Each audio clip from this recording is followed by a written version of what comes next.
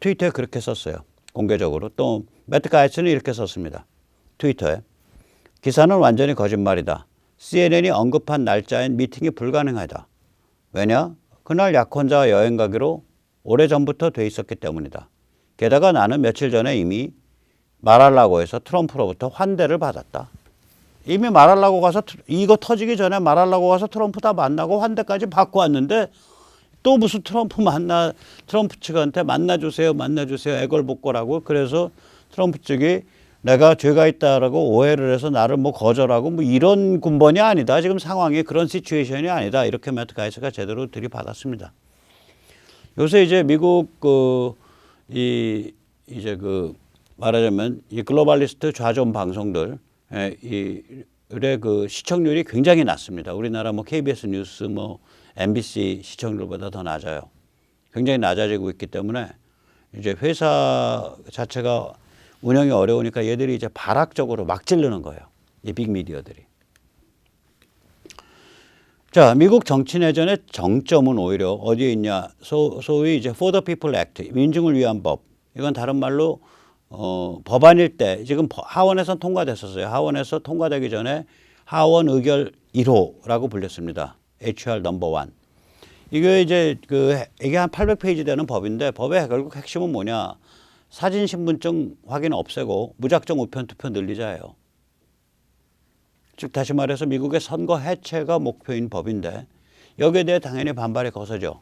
특히 이게 이제 반헌법적이거든요. 왜냐하면 미국은 전통적으로 선거의 운영을 각 주가 알아서 해왔어요. 그러면 민중을 위한 법은 각 주의 선거 운영 권한을 박탈해서 부정투표가 만연하도록 만드는 그런 악법이잖아요. 그러니까 반헌법적이죠. 주의 선거 운영 권한을 박탈했기 때문에. 그래서 이 법이 지금 상원에 가서 통과를 아직 못하고 왔다 갔다 하고 있습니다. 제가 보기에는 통과 못할 거로 보입니다. 이거 통과하게 되면 정치 내전이 본격화돼요. 그래서 저는 통과하기 어렵다고 보는데 이 법은 다른 말로 하면 스왑프에 의한 스왑프의 법입니다. 즉 워싱턴에 모여있는 특권적 정치인들이 각 주의 선거 운영 권한을 박탈하는 그런 법이니까 스왑프에 의한 스왑프의 법이죠. 그래서 이걸 다른 말로 워싱턴 부패 정치인법, Corrupt Politician Act라고 부릅니다. 여기에 대해서 아주 신랄한 비판이 있어서 제가 이제 그 비판문의 일부를 거의 직역을 해서 옮겼습니다. 헌법은 선거 운영에 대해 주의회가 결정하도록 하고 있지만 연방의회는 선거 운영의 특정 측면에 대해 주의회의 결정을 바꿀 수 있는 법안을 만들 힘을 가진다고 정했다.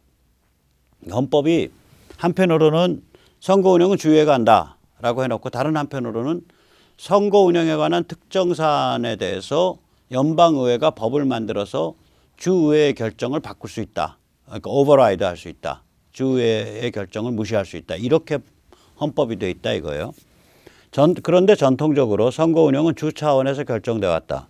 연방의회는 헌법에 의한 권한을 사용해서 선거 운영에 개입하기 위한 법을 통과시킬 때 매우 조심스럽고 제한된 범위, 그러니까 very careful and narrow라고 표현되어 있어요. 매우 조심스럽고 제한된 범위 안에서만 움직여 왔었다.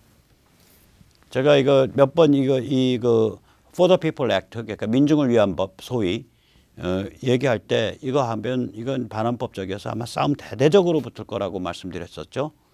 반헌법 소지가 굉장히 커요. 이게 각 주가 다 어깨 걸고 지금 반헌법 투쟁 들어가게 될 거고 이제 마가가 반헌법 투쟁 들어가고 그 다음에 공화당이 반헌법 투쟁 들어가고 트럼프 진영이 반헌법 투쟁 들어가고 봐라 너희 부정선거 저질러 놓고 이제 부정선거를 제도화하려 그러냐 이렇게 투쟁이 격화될 거예요.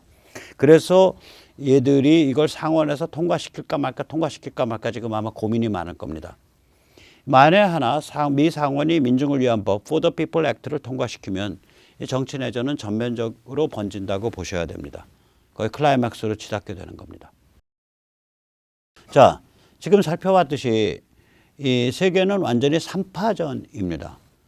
이건 제가 기회 날 때마다 이 다이어그램 보여드리려고 그래요. 글로벌리스트 스왑프 깨자좀으로 이루어진 GSL 복합체, GSL 컴플렉스가 있죠.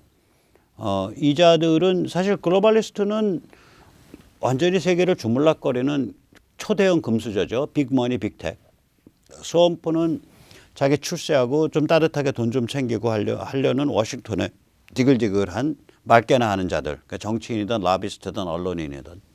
깨자점은 이제 그 아주 극단적인 이제 악마의 내러티브를 만들어내는 자들. 또 극단적인 행동을 하는 자들. 이런 게 이제 한 무더기를 이루고 있는데 공통 목표는 결국 뭐냐. 미국과 서유럽의 서방 주권국가를 약화시키겠다. 이게 공통 목표예요. 이자들이 이제 공통점은 이 악마의 내러티브를 같이 쓰는데 악마의 내러티브는 3대 메뉴가 첫째 기후변화. 즉 다시 말해서 인간이 사용하는 인간의 행위에 의한 CO2 배출에 의해서 기후변화가 일어나고 있다. 근데 기후변화는 사실 그게 아니거든요. CO2 수치는 기후가 변화했기 때문에 CO2 수치가 올라가는 거지. 인간에 의해서 온실 효과가 일어나서 CO2 온실 효과가 일어난다. 이게 아니란 말이에요. 왜냐하면 CO2 가지고는 기후가 그렇게 올라갈 수가 없어요. 지금처럼. 왜냐하면 온실 효과의 주 97%, 96%가 수분이에요. 대기 중에. CO2가 아니라. 그러니까 CO2가 지금 뭐 한 300, 400ppm 갔을 텐데 옛날에 CO2 2000ppm도 있었어요. 대기 지구에. 그 다음에 이제 역사말살. 그러니까 미국은 죄스러운 나라니까 국경 해체해야 되고 이민관리 해체해야 되고 선거 해체해야 되고 세계 모든 나라에서 모든 사람이 미국으로 물밀듯이 들어와서 전부 자유롭게 투표하고 자유롭게 살 수 있어야 된다. 뭐 이런 소리예요. 역사말살이. 그 다음에 젠더평등. 가족과 도덕을 파괴하는 거죠. 즉 기후변화, 역사말살, 젠더평등이 얘들의 3대 내러티브, 내러티브의 3대 메뉴입니다. 우린 여기에 뭐 친일파, 그 다음에 뭐 민족, 우리 민족끼리 이런 게 이제 한 두어 개 메뉴가 더 붙죠. 비슷해요. 굉장히 비슷해요. 그 다음에 이제 다른 진영은 미국에서는 MTR, 즉 마가 트럼프 리퍼블리칸이라고 불리는 미국 그런 진영이고 전 세계적 이름으로 하면 이게 보스거든요. Value Oriented Sovereign State, 가치지향 주권국가. 이게 이제 애국 민중들이 단결해서 가죠. 원래 이제 애국이라는 것은 국제연대를 안 했단 말이에요. 한 적이 없어요. 인류 역사상. 민족이나 애국이 국제적 인류 차원의 문명 차원의 보편성을 가지고 서로 연대한 적이 지금 연대가 된다고요. 이거 왜 그러냐면 요새 애국은 그냥 애국이 아니라 개인과 사회, 국가, 국제를 하나로 꿰뚫는 가치관을 같이 공유하는 애국이거든요. 인류 보편의 현대 문명의 핵심 가치를 공유하는 그런 애국이 된 거예요. 이게 이제 둘이 이제 싸움이 제대로 붙은 거죠. 미국에서 보시다시피. 또 이제 옆구리에는 중국 공산당이 이제 정신병 걸려가지고 이제 설치고 있죠. 내부적으로는 부패, 일당 독재, 제노사이드, 공해, 또 내부 식민지. 아니 어떻게 한 나라에서 해안 지역과 내륙 지역의 소득 격차가 10배가 나냐고요. 내부 식민지죠. 내부 식민지예요. 그리고 저기 내륙 지역에서 해안 지역으로 온 그 근로자들은 근본 신분이 불법 체류 노동자거든요. 그래서 그 근로자의 자녀들이 공립학교를 못 가요. 불법 체류자들끼리 낳은 자녀이기 때문에 공립학교를 못 가요. 그럼 사립학교로 가는데 그 말이 사립학교지 아주 질이 낮은 학원이에요, 그냥. 그럼 이게 내부식민지란 소리예요. 그거 다 쥐어 짜가지고. 중국 공산당 간부와 인민해방군 간부가 10조, 20조씩 떼돈을 벌게 만들어주는 그런 시스템이죠. 이렇게 세계 시장으로 떼돈을 챙긴 자들이 세계 시스템을 중국화하고 망치겠다고 하고 있으니 이게 망상이죠. 자기를 키워준 그 자궁, 자기가 숨쉬고 있는 그 환경을 자기의 이상야릇한 중국몽이라는 중화패권이라는 이상야릇한 관점으로 다 쥐어잡고 흔들고 조정해야겠다니까 이게 미친 상태죠. 눈알이 뒤집혀서. 이게 중국 공산당이에요. 인민해방군이에요. 자, 이 세 개 세력이 3파전을 하고 있어요. 세계는 지금. 국내는 어떠냐? 여기도 3파전이에요. 안팎의 3파전. 아시다시피 이제 국내는 문재인 586 집단. 이 집단의 특징은 굉장히 부패한 특권 집단이죠. 악마의 내러티브는 쓰는데 이 악마의 내러티브를 쓰는 이 자들 중에 그 내러티브를 위해서 그 내러티브대로 자기를 파괴시키고 자기를 불살르는 사람은 거의 없어요. 여기는. 제가 어저께인가 그저께도 말씀드렸지만 악마의 내러티브의 원조인 프랑스 좌파 포스트 모더니즘 같은 경우에는요. 그 핵심 그 주장자들이 전부 자기 인생을 파괴했어요, 스스로. 그 내러티브에 맞춰서. 여기는 그렇지 않아요. 자기들끼리 스크럼 짜고 따뜻하게 특권 챙기면서 살아요. 부패한 특권 집단이죠. 그 다음에 이제 이미 평양과도 멀어져 있고요. 평양 입장에서는 야, 너희 뭐 죽든지 살든지 나와서 미국과 싸워야지. 미국과 근데 완전 정면 대결을 못 하거든요, 얘들이. 그러니까 평양은 야, 우리 지금 당장 죽게 생겼는데 나보고 손자 환과 기다리란 거냐? 너희 미쳤냐? 그러고서 너희 힘 잡고 큰 게 우리가 다 도와서 그런데 평양은 이제 그런 그 억울한 마음이 피맺혀서 관계가 멀어져 있고 이 집단은 이미 베이징과 더 밀착해 있다고 봅니다. 저는 베이징의 앞잡이에요. 그러니까 친북 평양과의 거리보다는 베이징과의 거리가 더 가까워요, 이 집단이. 그런데 이 집단의 특징이 이렇게 그 부패한 특권 집단이기 때문에 정치 위기에 몰리면 내부가 분열하겠죠. 지방색을 중심으로 해서 분열을 하고, 그 다음에 이 문재인 586 권력 핵심부와의 거리를 중심으로 해서 분열하고, 저는 사실 솔직히 말씀드리면 안희정이가 저렇게 제거당하거나 박원순이 제거당하는 과정이 문재인 586 집단과의 거리 때문에 제거당했다고 봐요. 이재명도 제거당할 뻔했는데 이재명의 그 세력이 워낙 좋거든요. 워낙 튼튼해요. 그러니까 법조 쪽에 영향력이 있어서인지 이재명은 제거를 피했죠. 칼을. 이재명 집단도 만만한 집단 아닙니다. 저긴 문팔육이 아닐 뿐이지 거기도 엄청난 팔육이에요. 제가 이제 이야기 잘못 꺼내면은 이제 골로 가는데 이건 거기 골로 간다는 게 이제 법률적으로 막 고소고발이 당하는데 엄청난 집단이에요. 거기 무지하게 세요. 중국과의 커넥션도 무지하게 아마 셀 겁니다.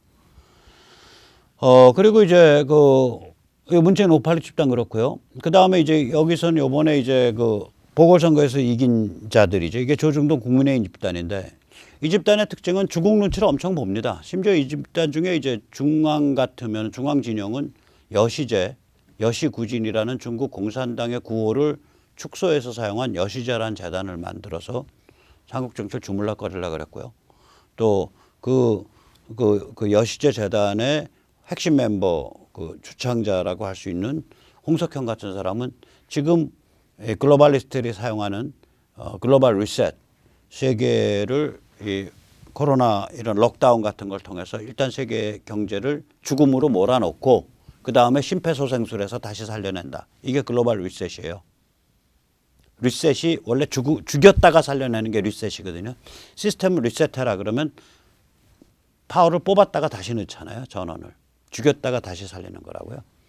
그 리셋이란 단어를 홍석현이가 그게 언제 2016년에 썼나? 코리아 리셋 코리아. 2012년에 썼나? 굉장히 빨리 썼어요. 범털이란 소리죠. 그래서 당연히 이런 집단이 중국에 대해서 각을 세울 리가 없죠. 중국 눈치 엄청 보는 집단입니다. 또 미국에 관해서는 이쪽 집단은 선을 어디에 대고 있냐? MTR, 즉 포스 진영, 즉 마가 트럼프 공화 진영에 선을 대고 있는 게 아니라 GSL 복합체에 선을 대고 있습니다. 글로벌리스트, 그다음 스왑프, 깨자전 복합체에 선을 대고 있습니다. 그러니까 틈만 나면 바비어천가 부르고 제가 뭐 거듭거듭 말씀드리지만 조선일보 그 여기자 우리 이쁜 카말라 해리스 청바지 입은 빵빵한 엉덩이와 꿀벅지에 그 선이 아름다워 뭐 이런 남자 기자가 썼으면은 남자 기자가 썼더라면 거의 성희롱에 해당하는 기사를 쓰잖아요. 물론 제 워딩대로 쓴 건 아니지만 뒤태가 아름답다 뭐 이런 식. 지금 미국 부통령 후보 나이 지금 내일 모레 60대 여자에 대해서 뒤태가 아름다운 게 중요한 거예요. 그 사람이 LA에는 친북 종북 단체랑 살을 섞고 피를 섞으면서 같이 놀러 다니는 게 더 중요하지. 그건 비판 없이. 그러니까 이 관념이 완전히 GSL 복합체에 핀이 맞아 있는 거예요, 여기가.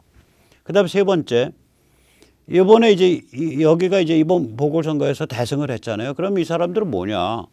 이번 보궐선거에서 국민의힘 좋다고 찍어준 사람들이 국민의힘이 좋아서 찍었어요. 울며 겨자 먹기로 찍었지. 문재인 586 싫으니까 찍었죠.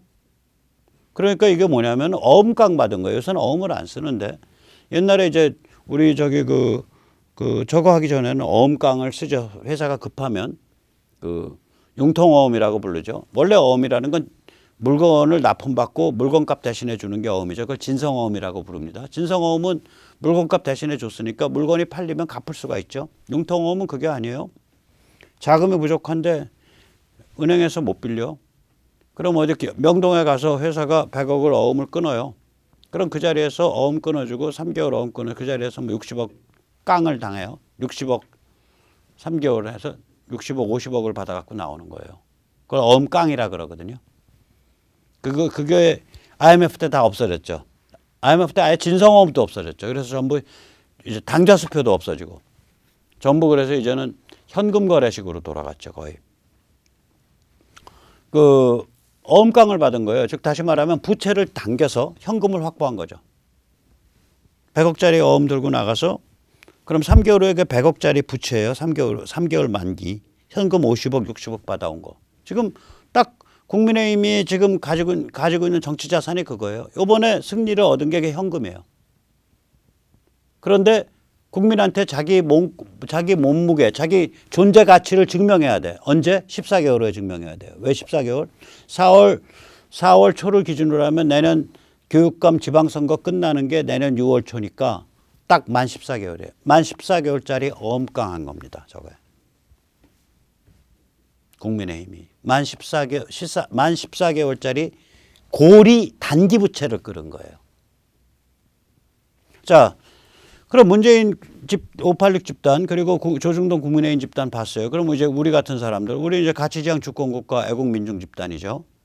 여기는 뭐냐? 일단 이런 관점 자체가 축적이 미미해요. 백모 이렇게 뭐 잘 아는 듯이 떠들지만 백모가 야 미국 미중전쟁 대를 붙고 있고 미국이 지금 마가인데 마가가 보스고 뭐 어쩌고 저쩌고 이런 관점을 갖기 시작한 게 불과 3년밖에 안 돼요. 저는 3년 전 만 한 40개월 전만 해도 미국은 다 같은 미국인 줄 알았어요.